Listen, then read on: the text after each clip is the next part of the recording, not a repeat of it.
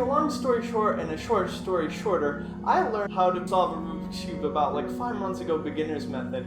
And I've been wanting to make a video on how to advance, so each week I'm going to focus on one part of CFOP other than cross, because the only way you can really practice cross is by doing it. I've done it enough to where I probably know how that's done. My main goal, my general average is about 42 seconds, so I want to lower that to not sub 20 because that might be shooting too high, but slightly above 20. So I'm just going to get to it.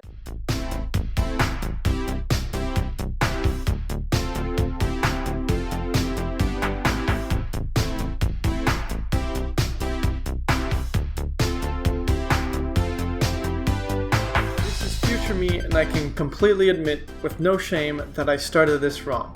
I wanted to memorize all the algorithms without looking back. I can admit I'm stubborn, but this is also how Mike Boyd first tries to learn something. He grinds and grinds, and 9 out of 10 times, after enough trial and error, what he's trying to learn suddenly gives way. This gives his series its name, Learn Quick, because these things take a lot less raw time to learn than you would initially think. That, unfortunately, didn't work for me. I've heard so many times in videos that F2L is better to learn intuitively, but after learning a bit of OLL and PLL by brute forcing it, I thought it would work just the same with F2L with enough time.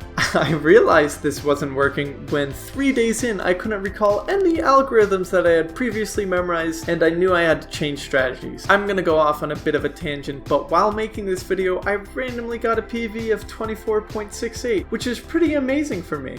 I also ran a half marathon, which is why this video is so late. Those 3 days, thankfully, didn't go to waste. I realized from the last 3 days that every algorithm other than the ones where the edge and corner pair are stuck together are solved fairly similarly. So if I got those down, I just needed to learn the others. This narrowed my scope and made it seem much more feasible to actually learn F2L. I sadly still hadn't learned from my mistakes, and I tried to force it again, but I quickly learned it wasn't going to work. But then I thought, I'm doing this to prove to you guys how full CFOP isn't as hard to memorize as some people make it out to be. So I decided to help you guys out. So I made this diagram. I have a higher quality version in the description. It still needs a bit of explaining though. This applies to both left and right-handed moves, hence the wording. So if you put the corner in the top right and the edges on the right side, you would rotate the cube so that the edge is above the center and execute the move with your left hand instead. I also hate reading algorithms, so I tried to make them as intuitive as possible, for me at least. Learning F2L took 6 hours, 32 minutes, and 55 seconds. It had its ups and downs, but I took a lot of the falls